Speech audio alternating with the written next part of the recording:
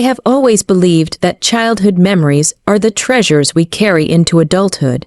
They stay with us, tucked away in quiet corners of our hearts, surfacing years later to remind us of the innocence, love, and magic of being a child.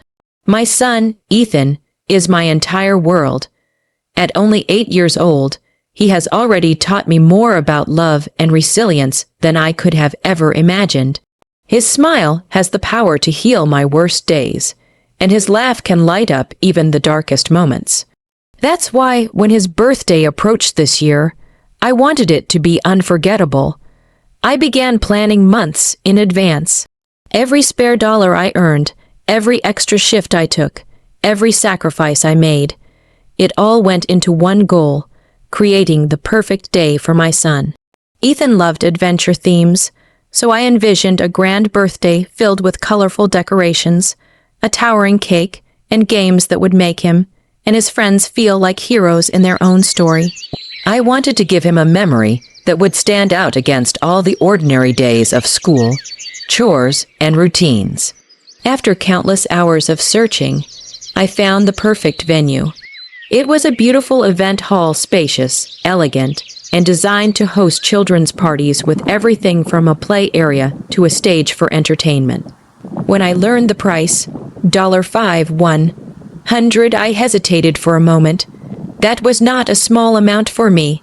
But then I thought about Ethan's eyes widening in joy, about him running through the decorated hall with his friends, about him feeling loved and celebrated. That image outweighed any doubt. I reserved the venue, signing the contract carefully and checking every detail. The manager assured me that everything would be arranged to my specifications: the banner, the cake, the decorations, even the seating for the parents. I left the office that day with my receipt clutched in my hand, feeling both nervous and excited. Over the following weeks, I poured my heart into the preparations. I picked out invitations with Ethan's favorite colors, ordered custom party favors with his name printed in bold letters, and worked with a baker to design a cake shaped like a castle. I even created a slideshow of his pictures from birth to now, planning to play it at the venue so everyone could see how much he had grown. Ethan didn't know all the details. I wanted it to be a surprise. But every night when he fell asleep, I would imagine the moment he walked into that hall, his eyes widening as he saw the decorations, the laughter of his friends filling the air, and his little voice shouting in pure joy. That thought kept me going through every tired evening and every financial worry. This birthday was more than just a party. It was my way of showing him how deeply he was loved. It was proof that no matter how hard life got, I would always give him the best I could. It was a promise turned into reality. When the big day finally arrived, I woke up with my heart racing. I dressed Ethan in his new outfit, combed his hair neatly, and hugged him a little tighter than usual. He smiled at me with innocent excitement, unaware of the grand surprise waiting for him. As we drove toward the venue, I glanced at him in the rearview mirror and thought, today is going to be perfect. Today, my son will know just how much he means to me. I didn't know then that perfection was about to shatter. The drive to the venue was filled with light chatter and Ethan's bubbling excitement. He kept asking me questions. Will there be balloons, Mama?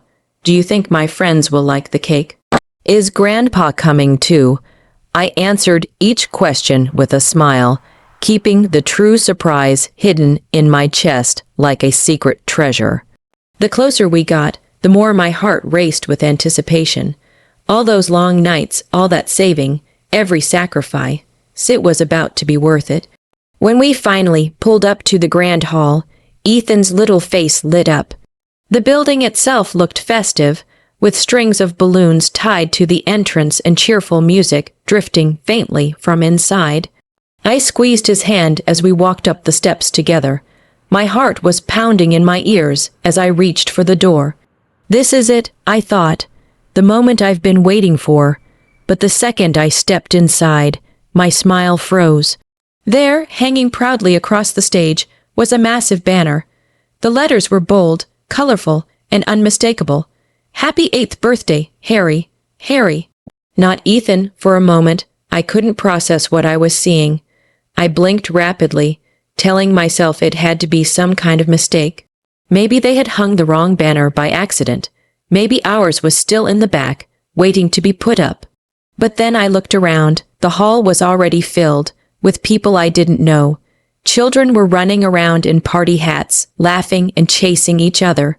A woman in a glittering dress stood near the cake table, greeting guests warmly, and right in the center stood a boy, beaming with joy, wearing a crown that read "Birthday King." That boy was not my son. Ethan tugged at my hand, his voice small. "Mama, why does it say Harry?" My stomach twisted painfully. My son was reading his own erasure, standing there in a hall that was supposed to be his. His eyes, once so bright, flickered with confusion, then dimmed into disappointment. I marched to the reception desk where the manager stood, clipboard in hand. My voice trembled with controlled rage. "There must be a mistake. I booked this venue for my son's birthday. Ethan, not Harry. This is our time slot, our hall, our $5,100 booking." The manager gave me a strained smile, the kind people give when they already know the truth but don't want to admit it. "I'm sorry, ma'am, but this hall has been booked for Harry's family. Perhaps there was a scheduling mix-up. Let me check. A mix-up."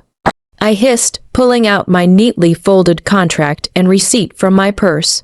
"This is the confirmation. I booked months ago. How dare you stand there and call this a mix-up when my son is standing right here, humiliated?" The woman in the glittering dress overheard us and walked over, her tone sharp.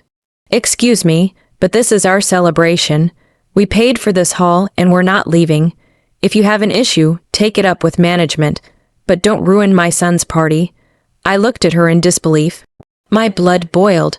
Ruin her son's party? What about mine? What about Ethan, who now stood behind me, clutching my dress, his little face crumpling with silent hurt? The manager's voice wavered as he tried to calm us.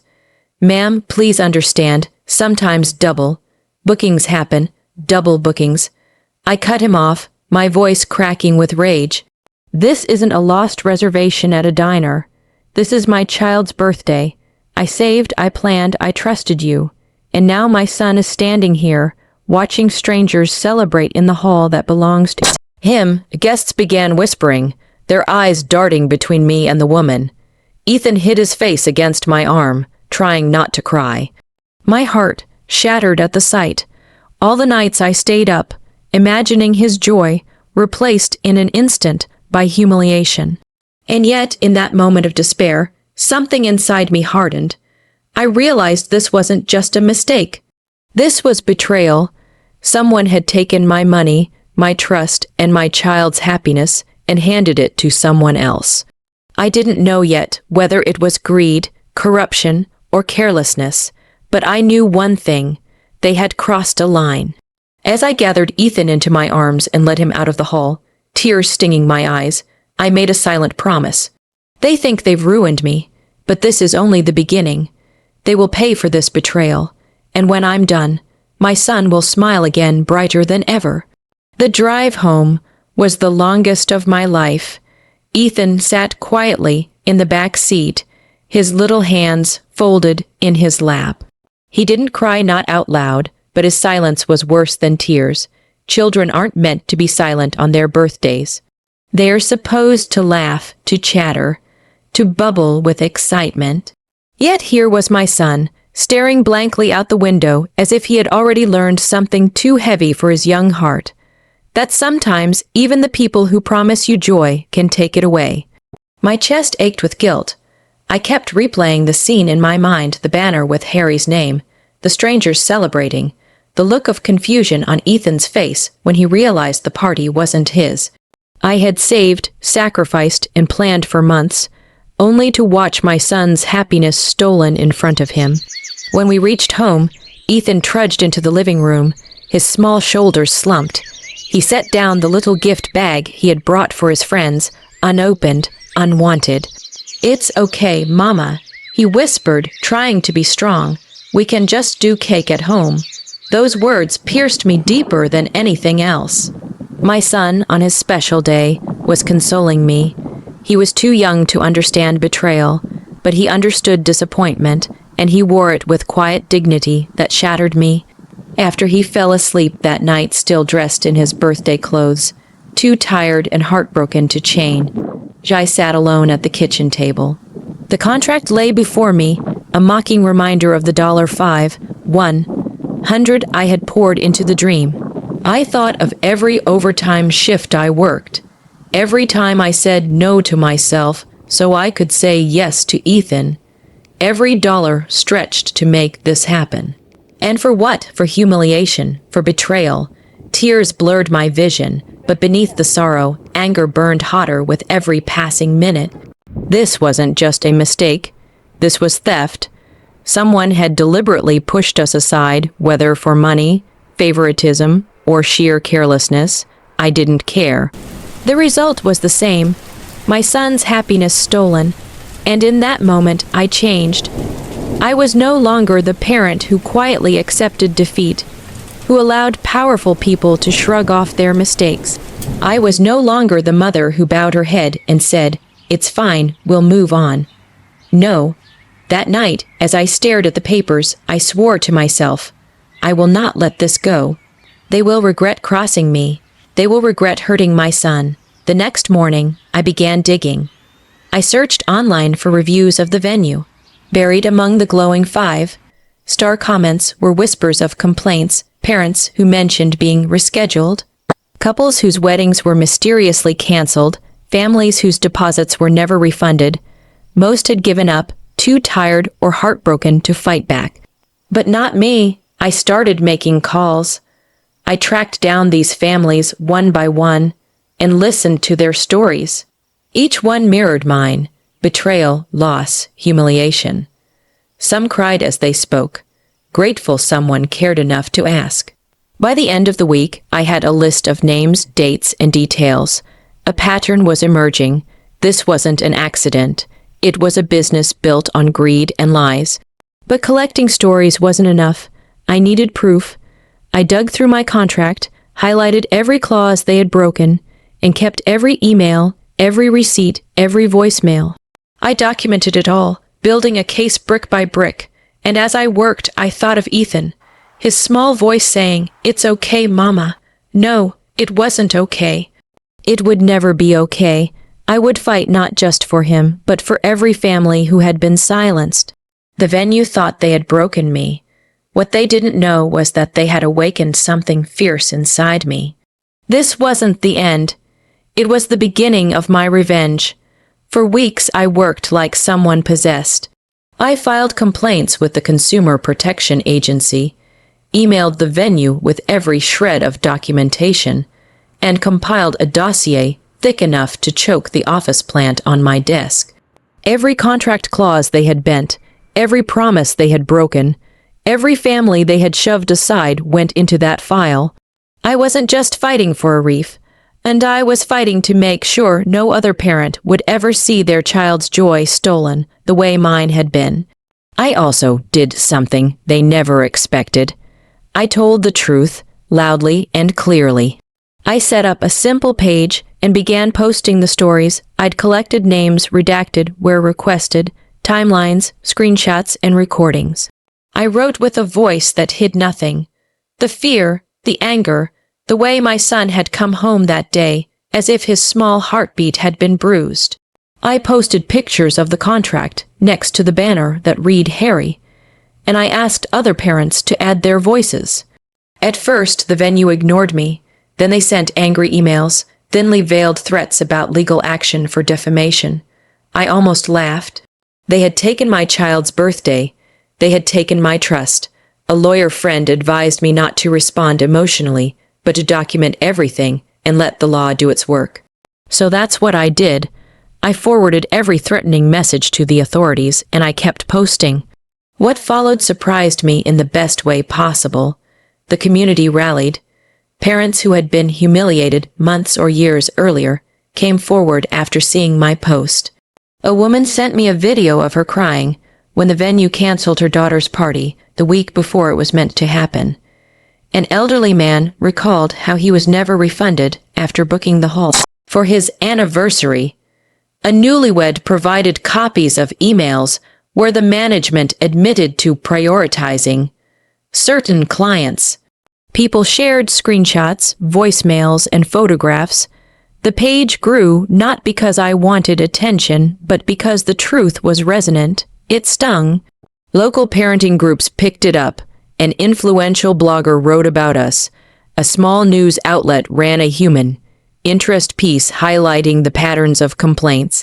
The Consumer Protection Agency, which had been slow at first, opened an investigation after the story began to trend.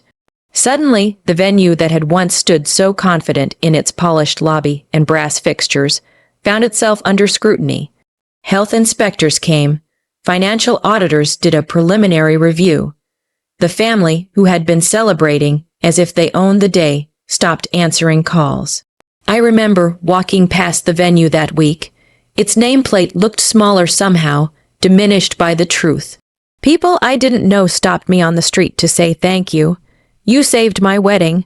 One woman said, tears in her eyes. If you hadn't posted, I would have paid and stayed quiet. Their gratitude was balm and fuel. I wasn't just revenge, seeking anymore. I was dismantling an injustice that had been allowed to hide in plain sight. The legal path was slow, precise, and necessary. My attorney sent a demand letter for a full refund and damages for emotional distress. We filed a civil suit. The venue's insurers began to whisper. When multiple claims pile up, corporate lawyers listen. Deposits that had disappeared into shadow accounts started to be traced. The manager, who had offered a perfunctory apology in the hall, suddenly found himself answering uncomfortable questions. A mediator called and suggested restitution packages to avoid trial. I listened to the offers, measured them against what I wanted. A check could replace money, but it could not replace the memory burned into my son's face that day.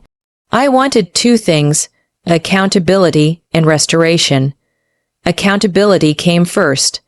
The local regulator fined the venue for repeated breaches of contract and advertising false availability. The manager was suspended pending investigation. One of the venue's long-time staff, implicated in handling the double bookings, was fired.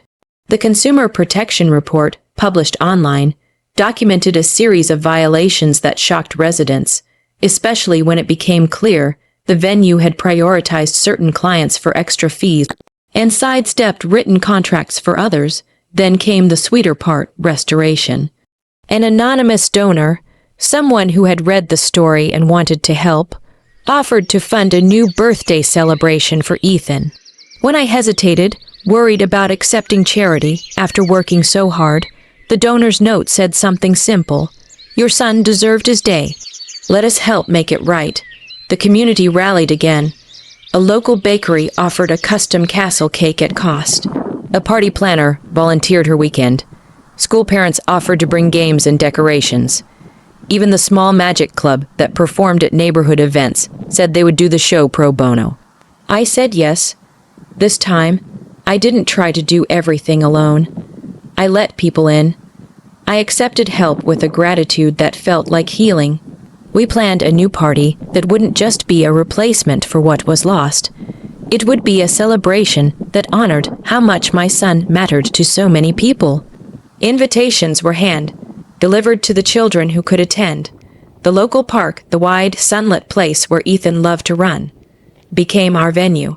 It cost nothing and offered everything: grass to tumble on, sky for kites, and enough room for every friend to feel included. On the morning of the party, Ethan woke up like a little sunbeam. He had no idea what had happened behind the scenes. He only knew that there were balloons, and that today felt different in a good way. When we walked into the park and saw the banner, this time spelled correctly, radiating color and love, "Happy 8th birthday, Ethan," his face lit up in a way I hadn't seen since before the betrayal. His laughter burst from him, spontaneous and bright. and it felt like water poured over a bruise. During the party, he stood on a blanket, and his friends gathered around as we cut the castle cake. The magician made coins appear behind ears.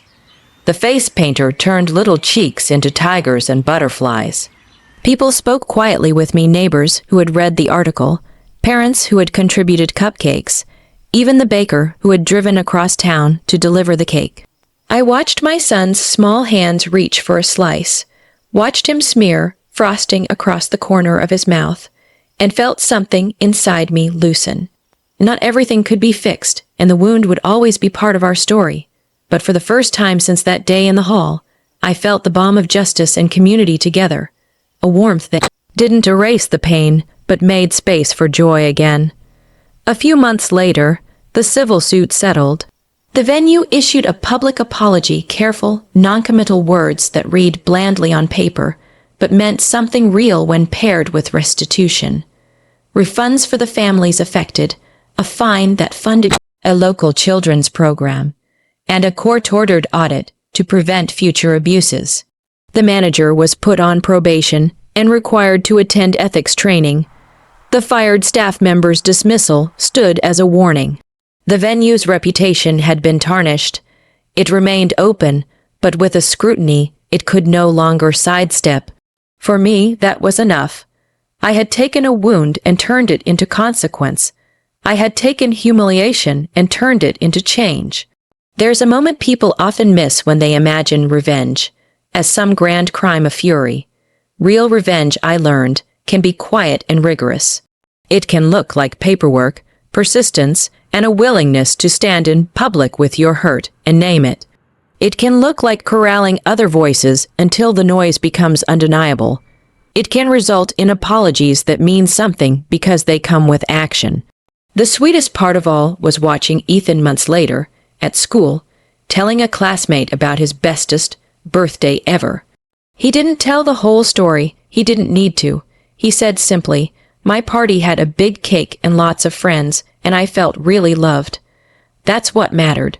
The rest, my late nights compiling evidence, the back and forth with lawyers, the testimony at a small hearing, those were adult details that formed the backbone of a different kind of love, one that protected my child from being erased.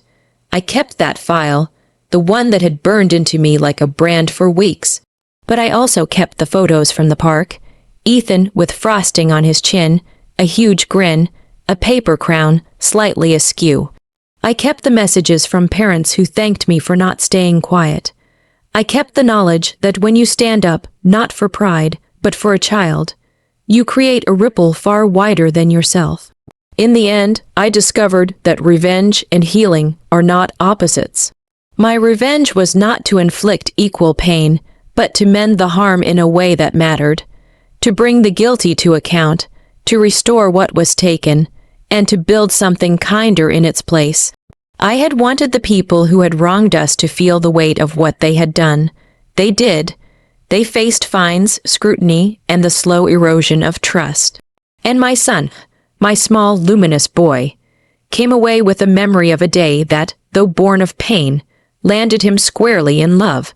Years from then, when Ethan is older and we look back at his 8th birthday, we will remember the sting and the sweetness together. We will tell the story not as a wound that defeated us, but as the day we learned how fierce we could be on behalf of the people we love. And when he asks why I fought so hard, I will tell him the simple truth, because his smile was worth more than any amount of money, and because sometimes the best kind of revenge is the one that makes the world a little kinder for the next child who walks through a hall expecting a party.